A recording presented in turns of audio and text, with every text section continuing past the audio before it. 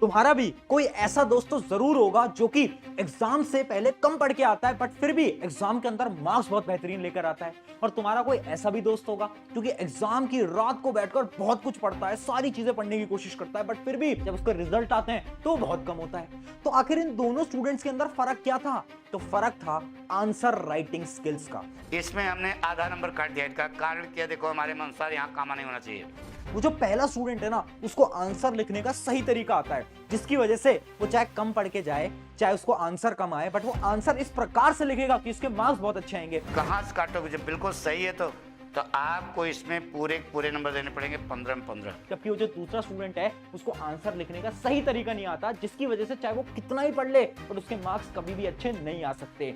अगर आपने ये आंसर राइटिंग के हैक्स जान लिए ना तो आपके एग्जाम के अंदर 10 से 15 नंबर तो बहुत इजीली इंक्रीज हो जाएंगे। वो फॉर्मेट देखना चाहता है। तुम क्या दिखाना चाहते हो? ज्ञान। अरे वो देख रहा है फॉर्मेट, तुम दिखाओ ज्ञान। तो हाय एवरीवन, मेरा नाम है प्रशांत।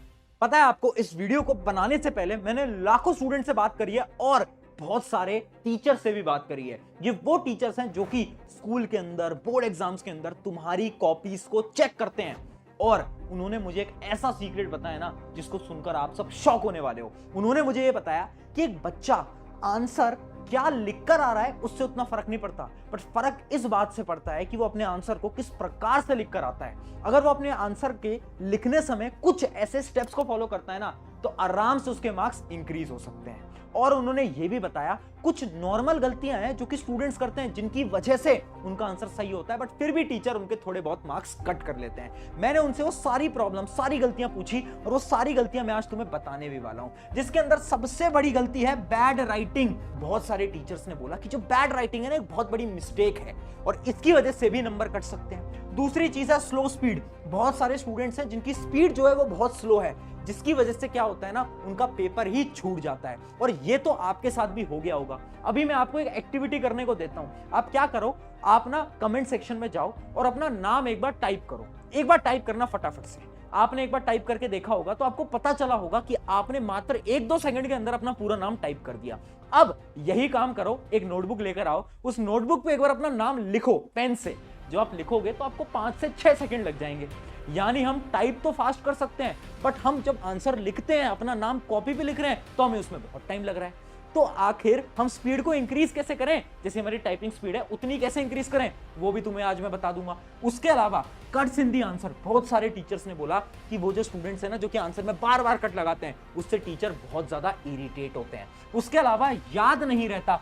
बहुत सारे स्टूडेंट्स की ये प्रॉब्लम है आज के समय पर कि वो पढ़ के जाते हैं बट एग्जाम के टाइम पे याद नहीं रहता। तो जो सारी प्रॉब्लम्स है ना, इन सारी प्रॉब्लम्स का एक एक करके सोल्यूशन जानेंगे। सबसे पहले समझते हैं आपकी पहली प्रॉब्लम जो कि है बैड राइटिंग।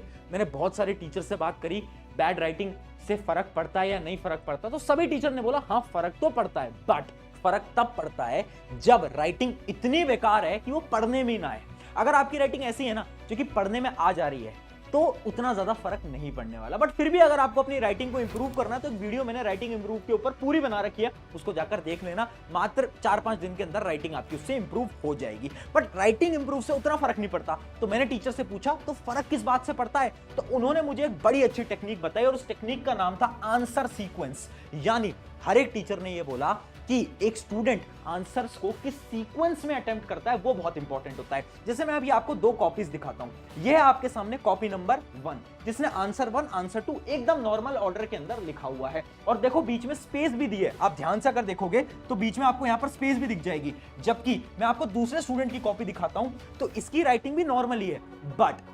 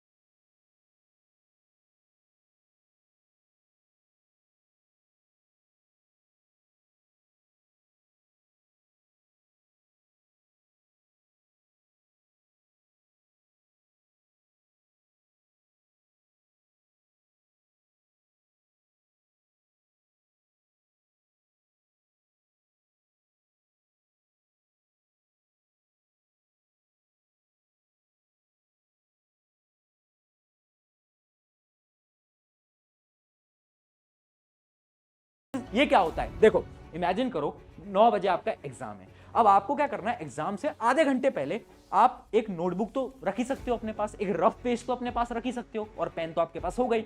आपको क्या करना है, उस नोटबुक के ऊपर अपने पेन से कुछ एक्सरसाइज करनी है। एक्सरसाइज क्या है, ऐसे लाइंस बनाओ, ऐसे लाइंस बनाओ, ऐसी लाइंस बनाओ, फिर ऐसी लाइंस बनाओ, फिर ऐसी लाइंस बनाओ, है ना, फिर ऐसी ऐसी लाइंस बनाओ, ऐसी ऐसी लाइंस बनाओ। इनसे क्या हो रहा है, इनसे आपका जो हैंड और जो ब्रेन मूवमेंट है ना वो कोऑर्डिनेट हो रहा है, और जब आप आंसर लिखने जाओगे ना तो जो आपकी प्रॉब्लम है ना कि आप बहुत धीरे धीरे धीरे धीरे लिखते हो, वो प्रॉब्लम खत्म हो सकती है। तो ये तो होता है हैंड वार्म अप एक्सरसाइजेस। इसके अलावा एक स्टेप आपको और करना है जो कि है एयर राइटिंग। देखो अगर आप स्लो लिखते हो ना तो उसका एक सिंपल सोल्यूशन है कि आप ना डेली राइटिंग की प्रैक्टिस करो। कैसे, आपको हवा के अंदर राइटिंग की प्रैक्टिस करनी है। यानी इमेजिन करो आप कहीं पर भी ट्रैवल कर रहे हो, आप अपने दोस्त के साथ पीछे स्कूटी के ऊपर बैठे हो, बट आपको क्या इमेजिन करना है ना, आपको इमेजिन करना है कि आपके हाथ में पेन है और सामने एक किताब है, और आप उस किताब पे फटाफट से एक बार अपना नाम लिखने की कोशिश करो। एक बार आप अभी भी कर सकते हो, जो भी आपका नाम है एक बार वो फटाफट से लिखने की कोशिश करो। इससे क्या होगा, आपका जो हाथ है, जो आपकी कलाई है, वो मूव करती रहेगी, और जितना ये मूव कर रही है ना उतना ज्यादा आपकी राइटिंग स्पीड ऑटोमेटिकली इंक्रीज होती रहेगी। तो राइटिंग स्पीड अगर इंक्रीज करनी है, दो सिंपल स्टेप्स हैं, एक तो है वार्म अप एक्सरसाइजेस, दूसरा है एयर राइटिंग। कभी कभार एयर राइटिंग करने की ट्राई करा करो, उससे आपकी राइटिंग स्पीड ऑटोमेटिकली इंक्रीज हो जाएगी।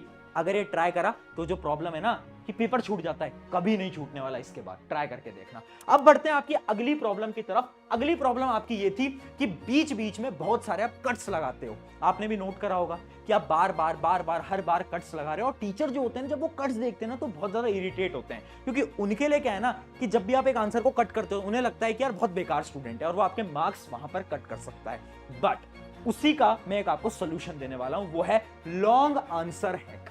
इमेजिन करते हैं कि एग्जांपल लेते हैं। एक एग्जांपल है इस क्वेश्चन का। मान लो एक क्वेश्चन है ना, ये आपके पेपर के अंदर आया ये क्वेश्चन, और आपको याद है कि उसके 4 पॉइंट्स होते थे, 4 या 5 पॉइंट्स होते थे, वो जो आपके लॉन्ग आंसर होते हैं।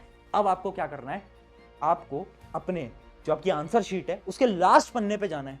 उस लास्ट पन्ने के ऊपर हेडिंग डालनी है रफ। क्या लिखना है, रफ। अब आप उसके अंदर कोई भी रफ का काम कर सकते हो, कोई भी टीचर कुछ नहीं बोलेगा, ठीक है। आपने हेडिंग डाली रफ, और उसके अंदर आप एक बार दिमाग से सोच लेना कि कौन कौन से 5 पॉइंट आप लिखने वाले हो। अब क्या करो, अब फटाफट से कॉपी पलटो, यहां पर आ जाओ, और यहां पर पूरी तरीके से उनको एक्सप्लेन करके वो 4-5 पॉइंटर यहां पर तुम लिख दो। इससे क्या होगा, इससे आपकी कटिंग अवॉइड होगी। अब आते हैं आपकी अगली प्रॉब्लम की तरफ, जो कि याद नहीं रहता। याद नहीं रहता तो उसका एक बहुत सिंपल सोल्यूशन है, एक बहुत सिंपल हैक है। वो हैक क्या बोलता है, एक बार ध्यान से देखना। हैक का पहला स्टेप है रिकॉल दी चैप्टर। यानी आपको क्या करना है, सबसे पहले आपको कोई आंसर याद नहीं आ रहा तो आप ये देखो कि वो किस चैप्टर का है। आपने मान लो चैप्टर आइडेंटिफाई कर लिया। अब आपको क्या करना है, अब आपको टॉपिक आइडेंटिफाई करना है कि किस टॉपिक के बारे में पूछ रहा है ना। आपको आंसर नहीं आता, आप बस इतना सोच रहे हो कि किस टॉपिक के बारे में पूछ रहा है। आपने टॉपिक आइडेंटिफाई कर लिया। अब उस टॉपिक से रिलेटेड कुछ भी लिख कर आ जाओ, कुछ भी, और लिखना हमेशा पैराग्राफ की फॉर्म में। क्यों? क्योंकि एक साइकोलॉजिकल हैक है, जब आप बहुत बड़े पैराग्राफ के अंदर आंसर लिख के आते हो ना तो शायद हो सकता है कि आपके टीचर उस पूरे पैराग्राफ को नहीं पढ़े, वो ऊपर ऊपर से पढ़े, और शायद आपको उसके अंदर आधा 1-2 नंबर मिल भी जाए। ऐसा भी हो सकता है। इस वजह से जब भी कोई क्वेश्चन ना आए तो उसको छोड़ना नहीं है एग्जाम के अंदर। हमें क्या करना है, हमें सोचना है कौन से चैप्टर का है, कौन से टॉपिक का है, और पैराग्राफ की फॉर्म के अंदर उस टॉपिक से रिलेटेड जो भी आता है वो जाकर हमें अटेम्प्ट कर देना। ये बहुत ज्यादा इंपॉर्टेंट स्ट्रैटेजी होने वाली है हर एक स्टूडेंट के लिए।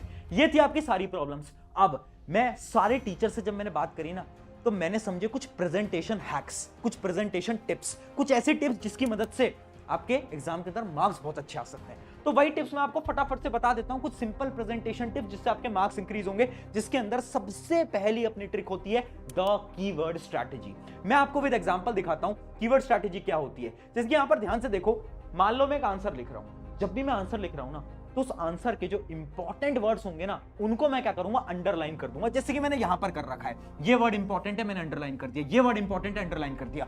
इससे क्या होगा, जब भी कोई एग्जामिनर आपकी कॉपी चेक करेगा, आपके टीचर आपकी कॉपी चेक करेंगे, तो उनका सारा फोकस जाएगा अंडरलाइन वाले वर्ड्स पे, है ना। और ये अंडरलाइन पेंसिल से करनी है, अंडरलाइन वाले वर्ड्स पे उनका फोकस जाएगा। वो देखेंगे अच्छा बच्चे ने सही लिखा है, ठीक है, बच्चे ने सही लिखा है, इसने भी सही लिखा है, ठीक है, और वो सिर्फ अंडरलाइन वाले वर्ड्स को पढ़ेंगे, उन्हें लगेगा आंसर सही है, आगे बढ़ेंगे। आपके पूरे आंसर वो नहीं पढ़ते, ये रियलिटी होती है। मैं सच बता रहा हूं, नंबर इससे बढ़ जाते हैं तुम्हारे। बहुत इंपॉर्टेंट है। ये थी आपकी पहली प्रेजेंटेशन टिप, ट्राई करके देखना। अगली प्रेजेंटेशन टिप की तरफ बढ़ते हैं, जो कि है डोंट यूज शॉर्ट फॉर्म्स।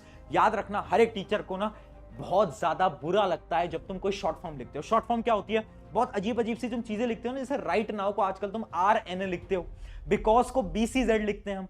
तो ये जो जितने भी शॉर्ट फॉर्म्स है ना, जो कि हम टेक्स्ट में आजकल जब हम टेक्स्ट करते हैं एक दूसरे को, तो हम इन शॉर्ट फॉर्म को यूज करते हैं।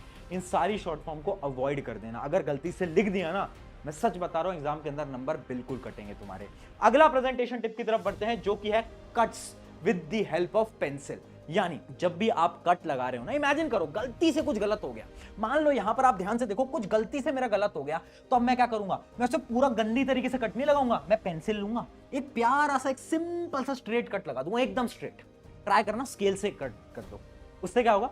एकदम तुम्हारा आंसर नीट एंड क्लीन लगेगा। एक बार इस आंसर को तुम ध्यान से देखो, कितना नीट एंड क्लीन लग रहा है आंसर, है ना, एकदम साफ सुथरा लग रहा है, जबकि इसके अंदर कट्स भी हैं। यानी जब हम कट्स लगाएं, अगर हम पेंसिल की मदद से लगाएंगे ना, तो ऑटोमेटिकली क्या होने वाला है, हमारी जो नोटबुक है, जो हमारा आंसर है, बहुत बेहतरीन दिखने वाला है। अब बढ़ते हैं हमारी अगली प्रेजेंटेशन टिप की तरफ, जो कि है न्यूमेरिकल हैक। देखो, तुम मैथ्स जैसे सब्जेक्ट को तो अटेम्प्ट करते ही होगे, फिजिक्स जैसे सब्जेक्ट को अटेम्प्ट करते ही होगे, तो उसके अंदर एक स्ट्रैटेजी बता रहा हूं मैं। जो भी तुम्हारा आंसर है ना, उसको बॉक्स के अंदर बंद कर देना और यूनिट्स लिखना मत भूलना। एक एग्जांपल के साथ समझाता हूं। ये दो नोटबुक है, इनके अंदर देखो डिफरेंस क्या है। ये एक स्टूडेंट की नोटबुक है, इसने क्या करा, फाइनली बस आंसर लिख के यहां पर छोड़ दिया है। तो अब जब टीचर आएगा ना कॉपी चेक करने, तो पूरी की पूरी कैलकुलेशन चेक करेगा। बट हमने क्या करा, हम थे स्मार्ट स्टूडेंट, हमने क्या करा, फाइनल आंसर्स को यहां पर देखो बॉक्स के अंदर ऐसे बंद कर दिया। अब इससे क्या होगा, अब जो टीचर है ना, वो पूरी कैलकुलेशन चेक नहीं करेंगे, वो देखेंगे अच्छा इसका पूरा आंसर सही है, अच्छा ये आंसर भी सही है, ठीक है, मतलब ये तो पढ़ने वाला बच्चा है, आगे बढ़ जाओ। ये टेक्निक न्यूमेरिकल के अंदर हमेशा से बॉक्स के अंदर करोगे ना, छोटी छोटी टेक्निक से बहुत ज्यादा हेल्पफुल हो सकती है। अब बढ़ते हैं हमारी फाइनल टेक्निक की तरफ, फाइनल प्रेजेंटेशन टिप की तरफ, जो कि है डिफरेंस वाले क्वेश्चंस। आपने देखा होगा बार बार सवाल आते हैं कि दो चीजों के बारे में डिफरेंस बताओ। हम क्या करते हैं ना, हम पहले एक हेडिंग डालेंगे, फिर उसके बारे में लिखेंगे, फिर दूसरे के बारे में लिखेंगे। ऐसा कभी मत करना। डिफरेंस वाले क्वेश्चन अटेम्प्ट करने का एक सिंपल स्ट्रैटेजी है, जैसे कि तुम देख सकते हो। तुम्हें क्या करना है, एक बॉक्स बनाना है, एक तरफ एक लिखना है, दूसरी तरफ दूसरी चीज लिखनी है, और उनकी ऐसे डेफिनेशंस वगैरह, इनके सारे डिफरेंसेस पॉइंट वाइज लिखने हैं।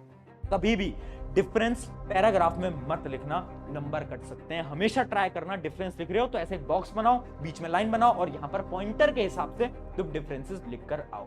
ये सारी ऐसी स्ट्रैटेजीज थी जो कि बोर्ड एग्जाम वाले, जितने भी तुम्हारे स्कूल टीचर्स हैं, सब इसी स्ट्रैटेजी के हिसाब से क्या करते हैं, आपकी कॉपीज को चेक करते हैं। तो अगर आपने इसको फॉलो करा, मार्क्स तो बिल्कुल बढ़ने वाले हैं। जाओ अब इन सारी टेक्निक्स को अटेम्प्ट करो, अपने एग्जाम के अंदर फटाफट से क्या करो, मार्क्स लेकर आओ। और आई होप आपने अपना नाम तो कमेंट करा ही होगा कमेंट्स के अंदर। कितने सेकंड के अंदर नाम कमेंट करा, कमेंट में बताओ। ऑन दिस नोट, शुक्रिया एवरीवन। एक दोस्त को इस वीडियो को शेयर कर देना। मेरा नाम है प्रशांत, मिलते हैं नेक्स्ट वीडियो के अंदर।